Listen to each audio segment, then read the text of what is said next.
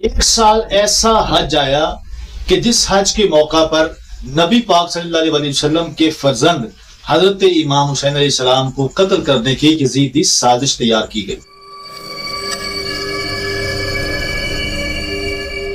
ایسا منظر ہوگا کہ لاکھوں حاجی اللہ کے گھر میں موجود ہیں، ایک طرف خانہ کعبہ کی عظمت و حرمت ہے، دوسری طرف یزید کی خفیہ سازش۔ منصوبہ یہ ہے کہ امام حسین علیہ السلام کو طواف کے دوران ہی شہید کر دیا جائے، لیکن حسین ابن علی وہ شخصیت ہیں جو نہ صرف دین کی حفاظت کرتے ہیں بلکہ کعبہ کی حرمت کو بھی قیامت تک کے لیے محفوظ کر دیتے ہیں۔ حضرت امام حسین تقریباً 4 ماہ تک مکہ میں رہے، جہاں دنیا بھر کے لوگ آپ سے ملنے آتے۔ کوفہ اور دیگر شہروں سے ہزاروں خطوط آتے، اس میں لکھا جاتا ہے فرزند رسول ہمارے پاس تشریف لائیے، ہم یزید کے خلاف آپ کے ساتھ ہیں۔ اسی دوران حج کا موسم آیا، لاکھوں حاجی مکہ مکرمہ پہنچنے لگے۔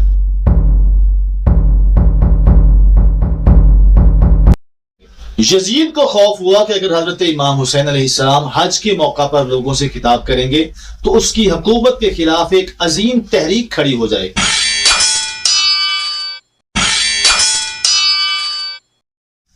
اس نے خفیہ طور پر اپنے کارندے مکہ بھیجے۔ ان لوگوں نے حاجیوں کا لباس پہن رکھا تھا، لیکن ان کے پاس چھپے ہوئے ہتھیار تھے۔ ان کا منصوبہ یہ تھا کہ جیسے ہی حضرت امام حسین حج کے ارکان ادا کریں گے، طواف یا عرفات کے میدان میں ہوں گے تو اچانک حملہ کر کے انہیں شہید کر دیں گے۔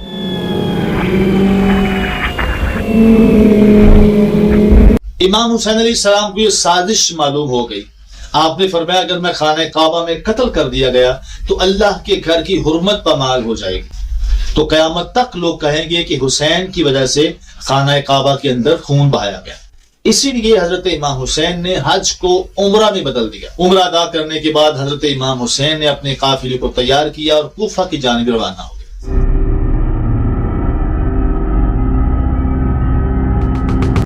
آپ کا مقصد یہ تھا کہ خانہ کعبہ کو جنگ اور خون ریزی سے بچایا جائے، ساتھ ہی یزید کے باطل نظام کو للکارنے کے لیے اپنی قربانی کربلا کی زمین پر پیش کریں۔ حضرت امام حسین علیہ السلام نے اپنی جان کی پرواہ کیے بغیر اللہ کے گھر کی حرمت کو مقدم رکھا۔ اگر آپ حج کرتے اور وہاں یزیدی سازش کامیاب ہو جاتی تو مکہ مکرمہ کی حرمت مجروح ہو جاتی۔ یہی وجہ ہے کہ حضرت امام حسین علیہ السلام نے حج نہیں کیا بلکہ عمرہ کر کے مکہ چھوڑا اور کربلا کی طرف روانہ ہو گئے۔ جب حضرت امام حسین مکہ سے روانہ ہو کر کوفہ کی طرف بڑھ رہے تھے تو راستے میں آپ کو یہ خبر ملی کہ حضرت مسلم بن عقیل شہید ہو چکے ہیں اور کوفہ والے اب یزید کے لشکر کے ساتھ ہیں۔ آپ کے ساتھیوں نے کہا کہ اب چونکہ کوفی بے وفا ہو گئے ہیں ہمیں واپس چلنا چاہیے، لیکن حضرت امام حسین علیہ السلام نے یہاں پر تاریخی جملہ ارشاد فرمایا۔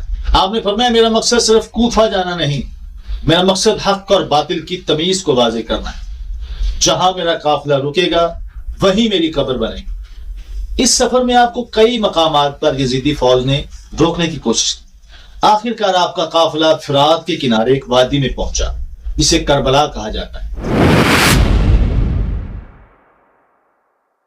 وہی یزیدی فوج نے خیمے گھیر لیے اور امام حسین علیہ السلام کے قافلے پر پانی بند کر دیا۔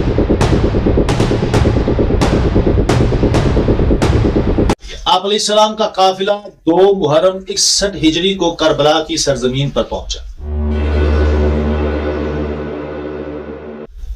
یہی وہ جگہ تھی جہاں اللہ کی تقدیر کے مطابق تاریخ کا سب سے بڑا حق و باطل کا معرکہ ہونا تھا۔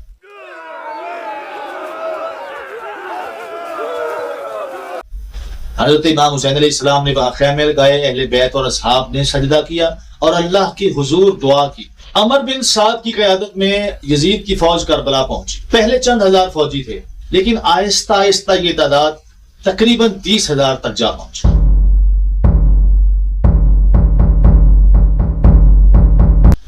انہوں نے حضرت امام حسین علیہ السلام کے خیموں کو چاروں طرف سے گھیر لیا۔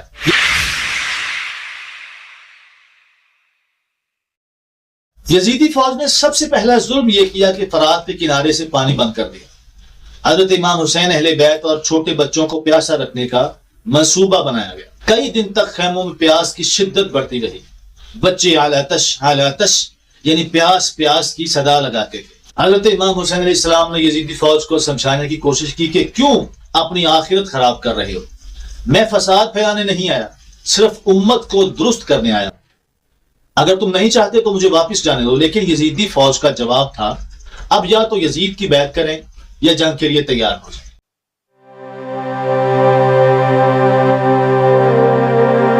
حضرت امام حسین علیہ السلام نے فرمائی، فاسق و فاجر کی بیعت پر موت 1000 بار بہتر ہے۔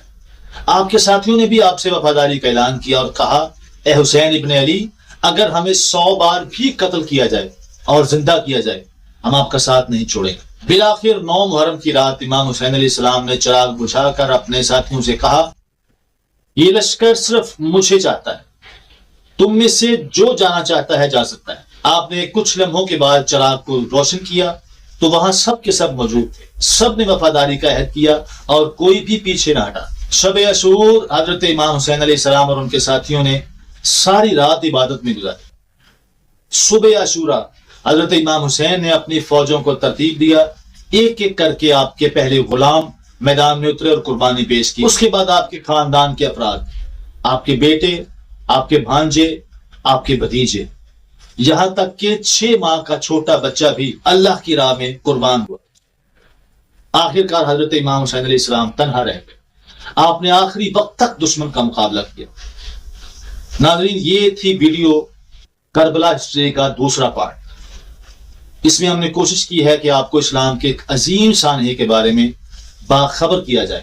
مجھے امید ہے یہ ویڈیو آپ کو ضرور پسند آئے گی۔ ویڈیو پسند آئی ہے تو اس کو لائک کر دیں، چینل پر اگر نئے ہیں تو سبسکرائب کریں، اور انشاءاللہ اس چینل پر اسی طرح کی اسلامک ویڈیو آپ کے ساتھ شیئر کرتے رہیں گے۔ السلام علیکم ورحمۃ اللہ وبرکاتہ۔